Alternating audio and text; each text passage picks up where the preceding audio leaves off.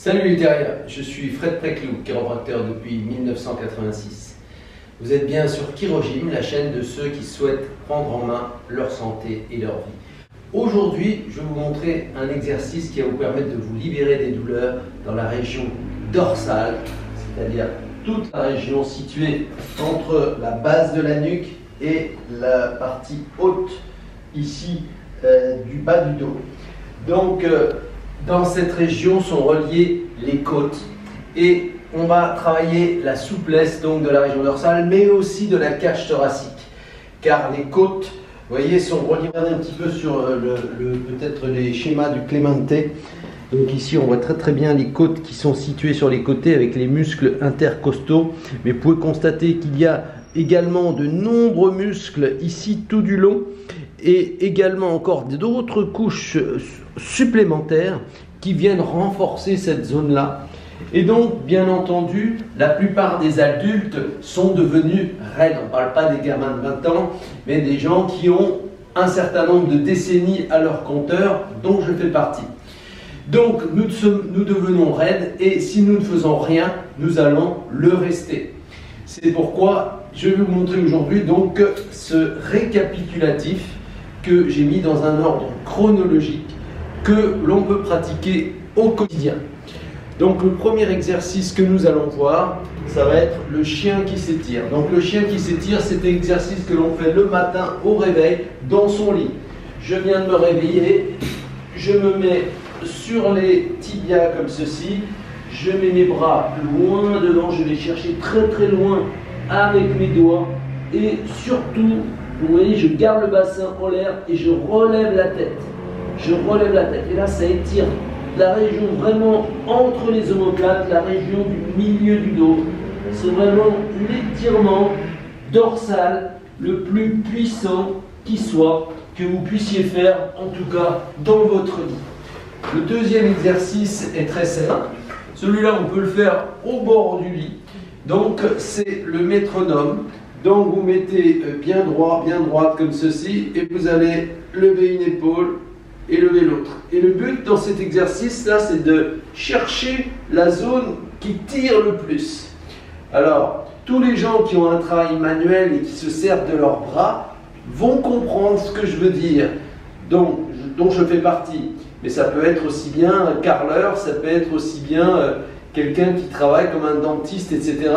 Donc là, ici, vous levez et vous cherchez la zone qui est douloureuse et vous l'ouvrez. Vous ouvrez comme ceci. Ensuite, vous ouvrez de l'autre côté.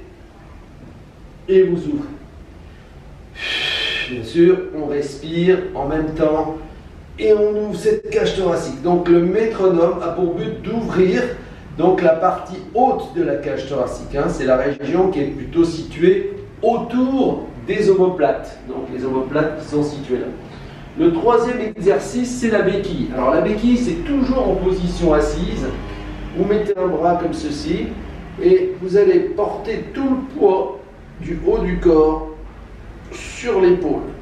Et donc là, l'épaule va retenir le poids du corps que vous laissez tomber comme ceci. Et là, il y a également un étirement extraordinairement puissant de la partie haute de la cage thoracique. Donc toute cette partie ici, là, vous voyez, on peut le faire de l'autre côté également. Voilà, tous les gens qui travaillent de façon manuelle vont ressentir cela. Et également, les gens qui peut-être ont un travail de bureau, mais qui ont une activité sportive aussi. Le troisième exercice, donc, c'est la cage. Alors la cage, on va le faire sur un bureau, plutôt. Ça, c'est un exercice de bureau. Alors, vous mettez assis à un bureau comme ceci. Et vous allez placer un coude comme ça. Et là, vous allez faire une contre-rotation. Donc, vous voyez, je suis en train de pousser avec cette main-là vers le haut. Et je retiens avec mon coude. Donc, la pointe du coude, vous voyez, je forme un triangle avec mon bras, avec la pointe dirigée droit devant. Et ici, je fais une contre-rotation. Je pousse ici. Donc là, ça étire toute la partie droite de ma cage thoracique. Voilà, si je le fais de l'autre côté, ça donne ça. extrêmement puissant comme exercice de bureau. Extrêmement puissant cet exercice de bureau. Voilà. Alors là, je vais vous montrer maintenant le haka.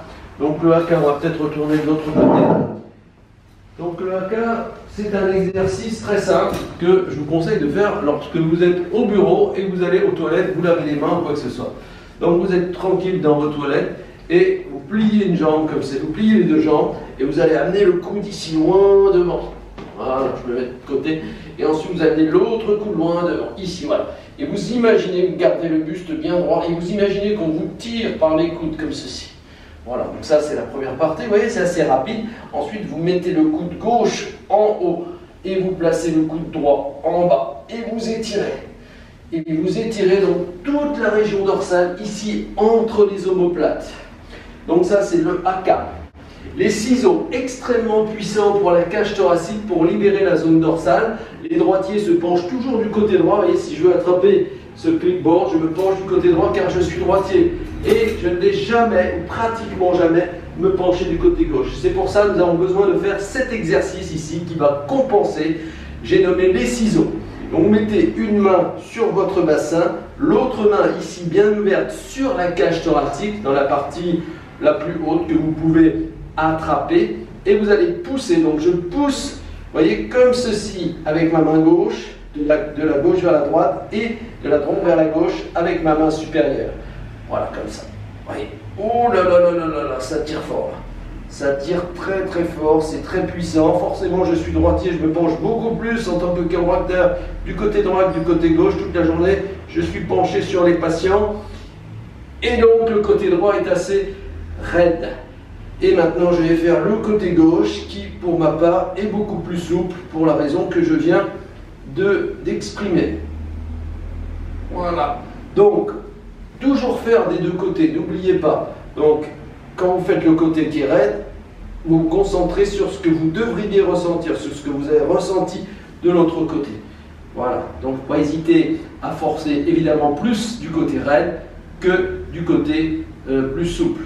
C'est-à-dire vous y passez un petit peu plus de temps. Voilà. Ça, c'est donc les ciseaux.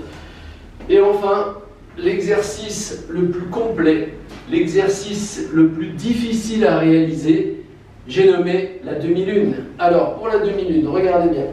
Vous placez un pied pratiquement perpendiculaire à l'autre, comme si vous formiez la lettre T majuscule, comme ceci, avec vos pieds.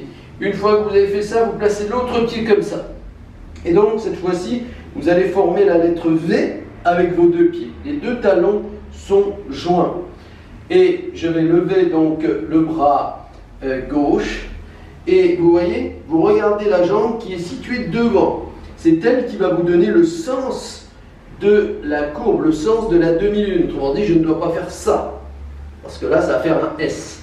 Donc, je place mon bras comme ceci.